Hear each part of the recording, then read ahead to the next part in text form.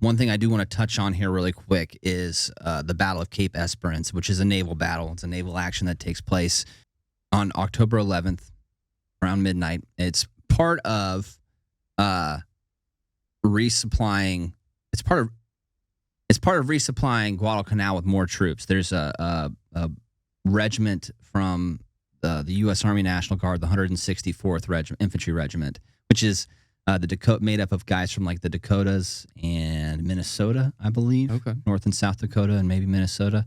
And they're actually going to be the first Army unit to engage in offensive combat operations in World War II. Interesting. So, in both theaters, which is interesting. Anyways, that was off on a tangent. Part of getting that body of troops to the island and also trying to impede the Japanese from getting more troops on the island is kind of how this naval engagement takes place. But essentially, the big takeaway from this is that the American commander is he's very aggressive. He decides to attack the Japanese, the Imperial Japanese Navy at night, which no one has been doing up to this point. The last time we had a nighttime naval fight with them, they stuck it to us. They had the advantage for some reason at that time. Yeah. So it's just up to this point, you've had the Tokyo Express running at night, and then the American Navy coming in during the day, and we've just been alternating. Rear Admiral Norman Scott, who's in charge of this U.S. naval detachment that'll be engaged in this fight, he said he's had enough of it. We're not doing that anymore. And essentially, he gets into a position and intercepts one of two Japanese naval convoys.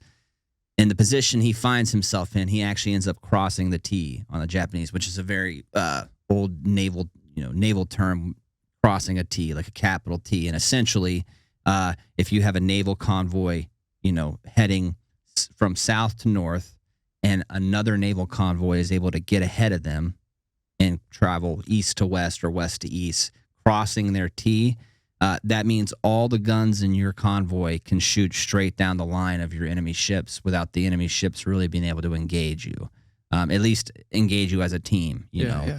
And that's pretty much what he does. He within minutes he'll sink two ships, a cruiser and a destroyer. He'll heavily damage another cruiser. He'll mortally the Japanese admiral that's in charge of this Japanese task force, and he'll force the rest of those ships to abandon their mission, the ones that do make it through. Good. So needless to say, I mentioned that if we had more time, we would cover it a little more in depth, but I did want to mention it because it signifies a few things. One, the 161st Infantry Regiment, U.S. Army Infantry Regiment, does make it onto the island. They're the first Army unit to make it onto the island as reinforcements, and that kind of ends the era of the Tokyo Express just having free reign. Right now they know, okay, they'll engage us at night, and they become a lot more cautious because of that. Thanks for watching. If you enjoyed this clip from America Fog of War, catch the rest of the episode here.